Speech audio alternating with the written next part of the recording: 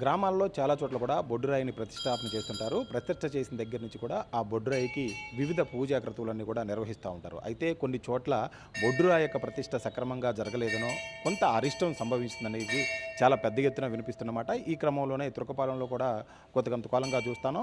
బొడ్డురాయితో పాటు వేసిన గవిట్రాళ్ళు ఏదైతే ఉన్నాయో అవి ఒరికిపోవడం వల్ల గ్రామంలో అనారోగ్య సమస్యలు ఎక్కువైపోయి అనేక అసహజ మరణాలు సంభవించాయని భావిస్తూ ఉన్నారు. అసలు బొడ్డురాయి ప్రాధాన్యత ఏంది, బొడ్డురాయి ఎందుకు ఏర్పాటు చేస్తారనే అంశాలని మనతో పాటు ఉన్నారు. సార్, ప్రధానంగా ఇవాళ మీరు అసలు గ్రామాల్లో బొడ్డురాయి యొక్క ఏర్పాటు ఎందుకు చేస్తారు? ఇది చాలా విస్తృతంగా ఆంధ్రదేశంలోను తెలంగాణలో కూడా ఉన్న నేపథ్యంలో బొడ్డురాయి యొక్క విశిష్టత ఏంది, ఎందుకు ఏర్పాటు చేస్తారు?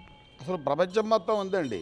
మనకు భారతదేశాన్ని 18 భాగాలు చేశారు ఓ 70 సంవత్సరాల క్రితం నెహ్రూ గారి టైంలో. అంతేగాని చైనా, రష్యా అన్ని ప్రాంతాల్లో మొత్తం ఉన్నది అసలు మొత్తం అంత మటుకు భారతదేశం, దక్షిణ అమెరికా వరకు.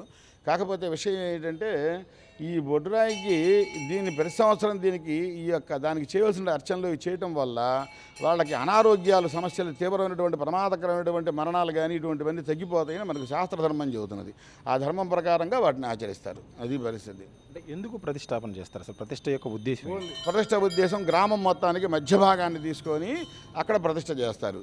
ఆ వచ్చేటువంటి ఆ కుటుంబీకులు వాళ్ళ ఇళ్లలో ఉండేటువంటి ఏదైనా శుభకార్యాలు, సమస్త కార్యాలు చేసేటప్పుడు ఆ స్వామివారి దర్శనం చేసుకొని నమస్కారం చేసుకొని వెళ్తుంటారు. దానికి అది పరిస్థితి. ఇది కాకుండా ఓన్లీ ఆరోగ్యం కొరకే దాన్ని పూజిస్తే అనేక రకాల వైరస్ రోగాలు రాకుండా ఉంటాయని మనకు శాస్త్రధర్మం. అందుకోసమే పూజిస్తారు దాన్ని. అంటే ఏ ఉద్దేశంతో? అంటే బొడ్డురాయి అనేది ఏ దేవతకు ప్రతిరూపంగా అసలు ఎందుకు వాటిని తీసుకొస్తారు గ్రామాలకి? ఆమె శీతలాదేవి అంటారు. శీతలాదేవి అంటే మొత్తం 1001 దేవత, గాంధర్వ దేవతలకు ఆధిపత్యం ఆమె. ఆ కారణంగా మూల ప్రధానంగా బొడ్డురాయిని శీతలాదేవిగా పూజిస్తారు. ఆ శీతలాదేవిని పూజించినందువల్ల శీతలాష్టకం, ఇంద్రాక్షి స్తోత్రం కూడా ఉన్నది. ఆ స్తోత్రం చదువుకున్నా కూడా మంచి ఫలితాలు వస్తాయి. అయితే ఏమిటంటే ఈ బొడ్డురాయి అనేటువంటి తప్పనిసరిగా వెయ్యాలి. ఇది సమస్త అన్ని ప్రాంతాల్లోనూ, యావత్ భారతదేశం మొత్తం ఉంది, అన్ని ప్రాంతాల్లోనే ఉంది. ఒక చోట ఉంది, ఒక చోట లేదని కాదు. మనకు రోడ్ల వల్ల, అనేక రకాల విస్తరణల వల్ల, ఈ మత మార్పిళ్ల వల్ల, వీటి వల్ల, అనేక రకాల దౌర్జన్య దండయాత్రల వల్ల అవి కొన్ని చోట్ల కొన్ని రకాలుగా భంగమైనవి. అది పరిస్థితి. అంతేగాని వాటిని పూజిస్తే మంచి ఫలితాలే ఉంటాయి. శీతలాష్టకం ఆచరించినందువల్ల చాలా మంచిది. ప్రతి సంవత్సరం వాటికి అర్చనలు, సేవలు చేసుకున్నందువల్ల కూడా చాలా మంచి ఫలితాలే ఉంటాయి. ఒక్క శీతలాదేవి కాకుండా అనేక గ్రామ దేవతలు కూడా ఉంటారు, పోలేరమ్మ కాబట్టి వాటి పేరు మీద కూడా బొడ్డురాయిని కానీ పూజించడం కానీ జరుగుతూ ఉంటుంది. దాని గురించి ఏం చెప్తారు? దాని పక్కనే దాంతోపాటు ఉపదేవతలుగా వాళ్ళని పెట్టి అక్కడ ప్రతిష్ఠ చేయిస్తారు. ఇప్పుడు వెంగమాంబని, తర్వాత ఏమో శీతలాదేవని, అంకాళమ్మని, దాంచారమ్మని అనేక రకాల దేవతలు వాళ్ళని అక్కడ పెట్టి మళ్ళీ వాళ్ళని పక్కనే వాళ్ళని కూడా ఆవాహన చేస్తారు. వీళ్ళ ఇళ్లలో శుభకార్యాలు, ఏదైనా ఇతర క్రతువులు, గృహప్రవేశాలు, శంకుస్థాపనలు చేసేటప్పుడు ఆ స్వామివారిని కొలుచుకొని అక్కడ పొంగళ్ళు పెట్టుకొని వస్తుంటారు వీళ్ళు. కాబట్టి దానివల్ల ఏమిటంటే వాళ్ళకి వంశం అభివృద్ధి పొందుతుందని శాస్త్రధర్మం. అంటే వాళ్ళ వంశం ఆగకుండా వంశాభివృద్ధి కలుగుతుందని శాస్త్రధర్మం. అది ఇవాళ ఏడాది పాటు చేయాల్సిన, అంటే ఏడాది ప్రతిష్ఠించిన ప్రతి ఏటా కూడా కొన్ని పూజలు చేయాల్సి ఉంటుంది, లేదా గ్రామానికి సంబంధించినంత కూడా కార్యక్రమాలు చేయాల్సి ఉంటుంది. ఒకవేళ అటువంటి కార్యక్రమాలు చేయకపోతే గ్రామానికి వచ్చే అరిష్టం ఏమైనా ఉంటుందా?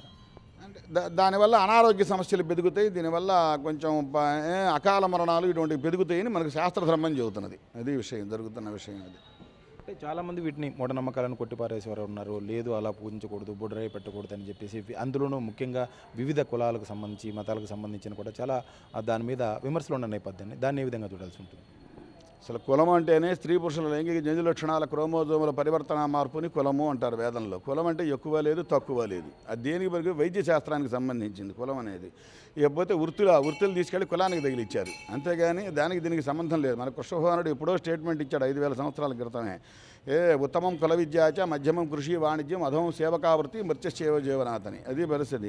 ఉత్తమం కుల విద్య, నీ వృత్తి విద్య ఏదైతే ఉందో ఏం చేసుకుంటాం ఆ వృత్తి చేసుకోపో అన్నాడు. అది నాకు కుదరదండి, నా వల్ల కాదు, నేను చేయనండి అంటే అదే చేయాలని రూల్ ఏం లేదు అక్కడ. మధ్యమం కృషి వాణిజ్యం, పొలం పని చేయన్నాడు, లేదా వాణిజ్యం వ్యాపారం చేయన్నాడు, కుదరకపోతే ఉద్యోగం చేయన్నాడు, లేదా గవర్నమెంట్లో మాత్రం తక్కువగా చేయి, ప్రైవేట్లో ఎక్కువ చేయన్నాడు. గవర్నమెంట్ను పూర్తిగా నమ్ముకొని ఉద్యోగం మీద ఆధారపడవాక తప్పదేదన్నాడు. ఆ తర్వాత మళ్ళీ అంటే అప్పుడున్న పరిస్థితులకి ఆయన చెప్పాడు. అంటే గవర్నమెంట్ ఉద్యోగాలు చేయొద్దని కాదు, చెయ్యమని. ఎందుకని ఆయన తక్కువ చెప్పాడంటే అప్పుడున్న దుర్యోధనుడు మొత్తం ప్రజలందరినీ సైన్యం కింద తీసుకుంటాడు. మహాభారత సంగ్రామం పూర్తయ్యేటప్పటికీ స్త్రీలు, వికలాంగులు, అనారోగ్యవంతులు, పసిపిల్లలు తప్ప ఎవరూ మిగల్లా. అందుకని ఆ దౌర్భాగ్యం పడుతుందని చెప్పి ఆయన అప్పుడు ఇచ్చిన స్టేట్మెంట్కి అది సరిపోతుంది, అందుకని ఆయన అట్లా ఇచ్చారు. అది విషయం. కాబట్టి దానికి హెచ్చుతగ్గులేం లేవు, ఎవరైనా చేసుకోవచ్చు, ఎవరైనా ఎవరి వృత్తులు వాళ్ళు నిర్వర్తించుకోవచ్చు, అందులో అనుమానం అంటే ఏమీ లేదు. అది పరిస్థితి. అందరూ పూజించవచ్చు. అందరూ పూజించవచ్చు, అందరూ పూజించమని అందులో శాస్త్రధర్మంలోనే ఉంది. అందరూ పూజించవచ్చు, అందరూ అర్చించవచ్చు, వాళ్ళు ఎక్కువ లేదు వీళ్ళు తక్కువ లేదు. ఇక్కడ వీళ్ళల్లో మత మార్పులు అనేక రకాలైనటువంటి వాటికి వీళ్ళు గురైన కారణాల వల్ల ఈ 150 సంవత్సరాల్లో వచ్చిన తేడాలు ఇవి. అంతేగాని ఇప్పుడు 50 లక్షల సంవత్సరాల నుంచి ఎప్పుడు ఎక్కడా తేడా రాలా.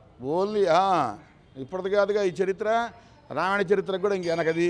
రాముడి దగ్గర నుంచి లెక్కేస్తే 50 లక్షలు. మరి ఆ దారి వెనక్కపోతే ఇంకా బోరుడు మన దిలీపుడు ఉన్నాడు, సగరుడు ఉన్నాడు, బోరుడు మంది ఉన్నారు, వాళ్ళంతా ఉన్నారు. ఇంకా వాళ్ళని ఏం చేయాలి? వాళ్ళు ఒక్కొక్కళ్ళు 10,000 సంవత్సరాలు పాలించారు. కాబట్టి ఇప్పుడు మన దగ్గరకు వచ్చేటప్పటికి మన లైఫ్ టైం తగ్గిపోయింది. అది పరిస్థితి.